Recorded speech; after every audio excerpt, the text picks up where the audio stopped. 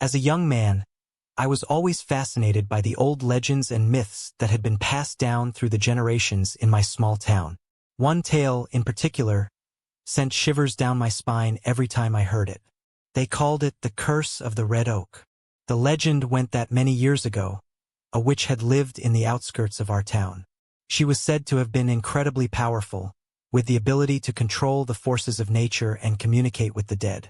However, the townspeople feared her and her strange abilities, and they eventually drove her out. In her anger and despair, the witch placed a curse on the town. She vowed that every year, on the night of the new moon, a terrible event would occur. A dark force would emerge from the forest and take the life of one innocent person. For years, the townspeople lived in terror of the curse. Every new moon, they would huddle in their homes, locking their doors and windows, hoping to avoid the wrath of the witch. And every year, without fail, someone would die. One day, I decided to venture into the forest to find the truth behind the legend. I had always been curious about the red oak, the tree that marked the spot where the witch was said to have lived. As I made my way deeper into the woods, I could feel a strange energy surrounding me.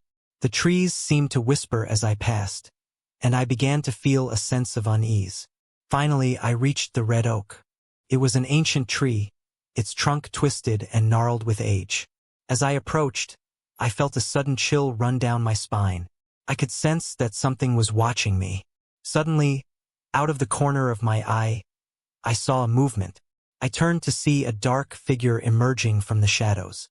It was tall and imposing, with red eyes that seemed to glow with an otherworldly power. I froze in terror as the figure approached me. I could feel its dark energy enveloping me, and I knew that I was in grave danger. But then, just as suddenly as it had appeared, the figure vanished. I stumbled back to my feet, my heart racing. I knew that I had to get out of the forest as quickly as possible. As I made my way back to town, I couldn't shake the feeling that I was being watched. That night, as the new moon rose in the sky, I huddled in my room, too terrified to sleep. I knew that the curse had been real, and that I had come dangerously close to becoming its latest victim. From that day on, I never ventured into the forest again. The legend of the red oak and the witch's curse had become all too real for me.